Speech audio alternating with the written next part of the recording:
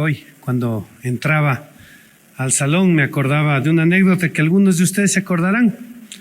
Cuando tomé un vasito de leche para reclamar el hecho de que estaban quitándole el presupuesto a la vacunación de las vacas, de la aftosa y la brucelosis. Y me acordaba de eso porque el día de ayer me tomé otro vaso de agua, porque después de 17 años finalmente logramos llegar con agua potable a la ciudad de Riobamba en un proyecto de 26 millones que tuvo muchas complicaciones. Y la vida se compone de experiencias, de anécdotas, de momentos y de situaciones que trascienden. Al lado mío está Nati Hippo, una representante digna y maravillosa del pueblo Cacha, del pueblo Puruá. Le he pedido que me acompañe. Ella está todos los días conmigo en la alcaldía. Y le pedí que me acompañe porque es muy simbólico lo que voy a decir. Aquí estamos, señor presidente, señores asambleístas, ciudadanos de la patria, el Ecuador, celebrando el cumpleaños de nuestra patria. Este es un día de alegría. Todo cumpleaños, toda persona que nace con dolores, pero crece y se fortalece.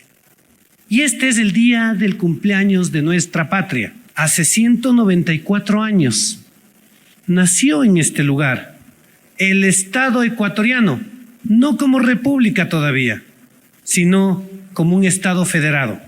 5 años después, con la segunda constituyente, se constituye en república.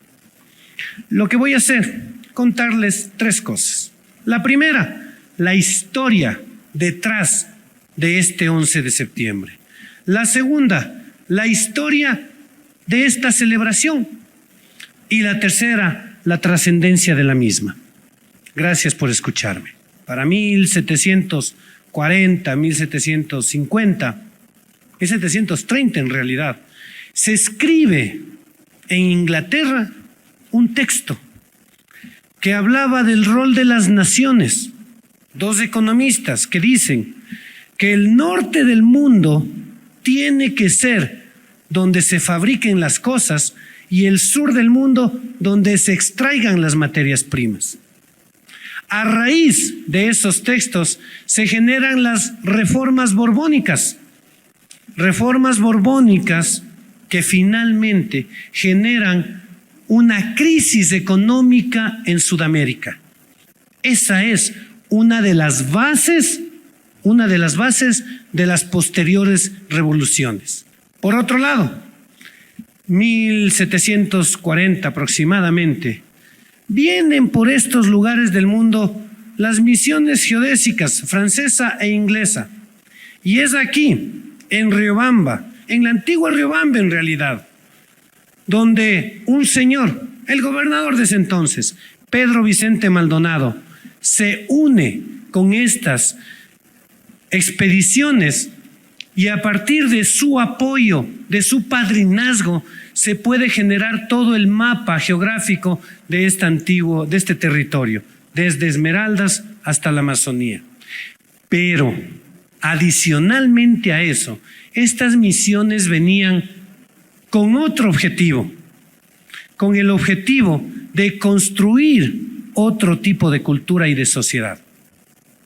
Y es a partir de las expediciones geodésicas que se constituyen sociedades y hermandades que finalmente crean un espacio, un entorno propicio para el nacimiento de Eugenio Espejo, más o menos 50 años después. Vayamos viendo los intervalos de tiempo. Es por eso que yo creo, y algún día estaremos por ahí dialogando con la Asamblea para declararle a Pedro Vicente Maldonado como prócer cultural de la independencia del Ecuador. Es una deuda que todavía tenemos. 1795 muere quien le decían el duende, pero ya deja proclamadas estas ideas. Eugenio Espejo desde Quito proclama esto, reclama y dice que algo no está bien, que no tenemos por qué seguir luchando para que no se lleven nuestros recursos. Y en estos tiempos también existen otro tipo de revoluciones y aquí hay que hacer una conciencia ecuatoriana positiva Resulta que algunos historiadores cuentan que fue por el impuesto de los estancos, por el impuesto al alcohol, que se dieron las revoluciones. El problema es que lo hablan de forma negativa, como que por el problema del alcohol, del alcoholismo. No, en esos tiempos no había agua potable, el concepto de agua potable no había. Y era el alcohol el que permitía de una u otra manera limpiar los alimentos que uno podía consumir. Era un producto de primera necesidad. Por lo tanto, un impuesto a los estancos era complicado. Esto, aunado a la crisis económica que venía basada en estas reformas borbónicas que prohibían la fabricación de telas y de diferentes productos en nuestros territorios, es la base fundamental que genera el descontento social. Así es como se inicia este proceso independentista que más o menos, 10 años después, poco más de 10 años después, 15 en realidad, 1809, las familias quiteñas pegan un grito, el grito de independencia, y dicen basta. Pero aquí hay que entender las cosas de forma real. Cuando entendemos de forma real, sabemos apreciarlo. Caso contrario, hay tergiversaciones. Esta no fue una independencia que cambió las estructuras sociales internas de este territorio, ni económicas, ni quienes estaban arriba, ni quienes estaban abajo. No, la independencia, el grito de independencia, nace de un reclamo para que no se lleven ese diezmo, ese porcentaje, que no se lleven los recursos de Latinoamérica hacia Europa. Eso fue todo. Más el hecho de la soberanía, de la decisión propia de cada territorio, de las reivindicaciones históricas y simbólicas que debe tener cada territorio. 1809. A partir de 1810 inicia la masacre. 2 de agosto de 1810 hasta cerca de 1820 matan a toda esa generación quiteña que luchó por esta libertad. El 9 de octubre de 1820 se genera otra gesta libertaria, ya no desde Quito, sino desde Guayaquil. Lo interesante de esta gesta libertaria del 9 de octubre es que existe un solo fallecido. ¿Por qué? ¿Cómo es que se libera una ciudad sin que existan víctimas? Recordemos esas sociedades de 1730 y 40 que se constituyeron en su momento. Esas sociedades proliferaron y a través de estas sociedades secretas es que se genera un diálogo al interno de la ciudad de Guayaquil y se ponen de acuerdo. Y los guayaquileños en pleno se toman la ciudad. Así es como se genera la independencia de Guayaquil. A partir de eso, empezamos en noviembre todo este caminar que va por la serranía ecuatoriana y a partir de estos independencias, por eso es que tenemos en noviembre 3, 4, 5, 7 de 1820 muchas ciudades que declaran su independencia, pero tienen que pasar 2 años más. Y el 21 de abril de 1822, aquí al ladito, aquí atrás, se da la gesta, el combate de Tapi. Un mes después tenemos el 24 de mayo de 1822. Y en ese momento se constituye la Gran Colombia. ¿Qué es lo que sucede en ese momento? Que las mismas familias siguen viendo que todo seguía igual. Último día de despotismo, primero de lo mismo, acordémonos. Es que seguían llevándose y seguían pagando un tributo, pero a Nueva Granada. Y es ahí, como 8 años después, 1830, alrededor de mayo, se genera una proclama en la que piden la independencia de los territorios del sur. Pasa agosto, se genera la constituyente, la asamblea, y el 11 de septiembre de 1830 se firma el documento con el cual adquirimos personería jurídica. Adquirimos el estatus de nación, nos convertimos en el Estado ecuatoriano federado. Ese es nuestro nacimiento. Ese es el recorrido que tenemos. Estamos, señor presidente de la Asamblea, señores asambleístas, muy cerca de celebrar los 200 años del nacimiento de nuestra patria. Y es ya momento de constituir este comité de celebración nacional del bicentenario de nuestra patria. Señores asambleístas, esta no es una fiesta local. Esta no es lo celebramos, somos felices, pero no es una fiesta local. Esta es una fiesta nacional. Es el cumpleaños del Ecuador. Y la pregunta viene, ¿por qué no se lo ha celebrado? ¿Por qué? Y aquí viene la siguiente parte. Quien escribe la historia es quien tiene el poder.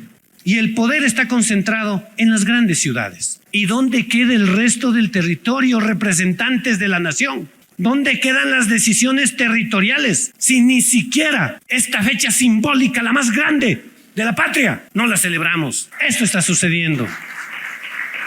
Por eso es importante, por un sentido de equidad territorial, que es otra forma de justicia social. Es necesario que tengamos esta equidad simbólica, histórica, económica, productiva, y por eso estamos aquí. Hace varios años ya, 1960, apareció un grupo de ciudadanos riobambeños. Se constituyó en una sociedad, la Sociedad Pedro Vicente Maldonado, y empezó a luchar porque esta fecha sea reivindicada. En un momento, 2017, se acercan a un político en su momento, el asambleísta Cruz, y con él presentan ante la Asamblea la primera resolución de la Asamblea que lo declara como Día de la República. Años más tarde, quien está dirigiéndose a ustedes presenta una reforma a esta resolución, en la cual genera dos cosas. La primera, una rectificación histórica, pues República es declarada en la segunda constituyente. La declara como la fundación del Ecuador. Y la segunda, empieza a construir una estructura interinstitucional entre el gobierno descentralizado, la gobernación, las direcciones distritales, el municipio, prefectura, sociedad civil, para que hasta cada 5 de agosto de cada año se genere un proyecto que sea presentado ante la Asamblea. Proyecto que no es solamente para Riobamba, es un mecanismo de reivindicación del interior del país. Señores asambleístas, señor presidente, es necesario regresar a ver desde los territorios las necesidades. Caso contrario, estamos ciegos a la necesidad, a la realidad nacional, y solamente la vemos en una burbuja de una capital. Esto necesitamos hacer. Equidad territorial legislativa, que las cosas se hagan desde los territorios. Aquí, señor presidente, la trascendencia de esta fecha y de esta celebración. Nosotros tenemos, por ejemplo, un problema con una ley de contratación pública. Como las cosas no se visualizan desde el territorio chiquito, nadie le ve a la Daisy o a la Juanita de los mercados que ya viven 25 y 30 años vendiendo sus productos y generan una ley mediante la cual todo puesto de los mercados debe ser subastado, poniendo en riesgo tradiciones, poniendo en riesgo sistemas productivos familiares, destruyendo familias por no permitirle, señores representantes de la nación, que cada uno de los municipios pueda marcar los mecanismos con los cuales se puedan asignar los puestos en los mercados. Esto es muy chiquito, porque indica solamente son necesidades del individuo, de la individua, de su familia. Pero esto no se lo ve cuando uno está pensando en las grandes leyes. Este tipo de cambios en la ley, solo se las ve desde los territorios. Hace un momento, un asambleísta decía: Chimborazo, testigo mudo de la historia. Nuestro taita Chimborazo nos está hablando a gritos, nos está diciendo que se derrite, nos está diciendo que le estamos tratando mal al planeta, nos está diciendo que debemos generar reglas y normas para proteger la casa de todos. Eso nos dicen los territorios, eso nos dice el manglar, 85% devastado y que en algún momento quisieron privatizarlo. Eso nos dice la selva, a la cual seguimos dejándole en el olvido en su deforestación. Eso nos dicen los territorios. Eso es lo que necesitamos que la Asamblea vea. Y por eso es que la tercera parte de esa resolución marcaba como obligatorio una sesión ordinaria para que aquí se tomen decisiones territoriales. Hace casi 500 años, en este territorio se encontraron dos culturas. 15 de agosto de 1534, en la laguna de Colta, se encontraron dos culturas. Se celebra el primer asentamiento español en nuestro territorio. Hace 500 años, señor presidente, en el 2030 son 200 años del nacimiento de nuestra patria. Y en el 2034 serán los 500 años de este encuentro de culturas. Aquí estamos, hermanados como amigos. Aquí estamos. Caipimi Canchi, aquí estamos. Es necesario que esas fiestas no se olviden. Finalmente, en esta lucha, esta es una lucha, es un diálogo. Lo que buscamos como Riobamba, lo que buscamos como ciudades intermedias, lo que buscamos aquí no es mendigar, no es pedir dádivas al Estado Nacional, es enamorarle, es que sepa el Estado ecuatoriano que aquí se puede invertir. En esta ciudad ustedes encuentran paz, encuentran tranquilidad, encuentran amabilidad, encuentran orden y eficiencia. Aquí, señores representantes, ustedes y los territorios a los que representan pueden invertir. Estamos a punto de declarar el primer polo de desarrollo y lo vamos a hacer con su ayuda. Para eso estamos, para eso vinimos, para que ustedes puedan ver la vitrina que es Riobamba de nuestra patria y para que nosotros podamos dialogar con ustedes. Cuando ingresa y cuando sale la bandera, tenemos una canción que nos llena de emoción a quienes amamos la patria. Y es por eso que la condecoración que estamos entregando desde la municipalidad no es a personas, aunque todos integramos un pedacito de esa bandera, es sí a la institucionalidad. Un saludo enorme, un abrazo fuerte a la Asamblea Nacional como institución, primer poder del Estado y según creo yo, la institución mejor organizada del país. Muchas gracias.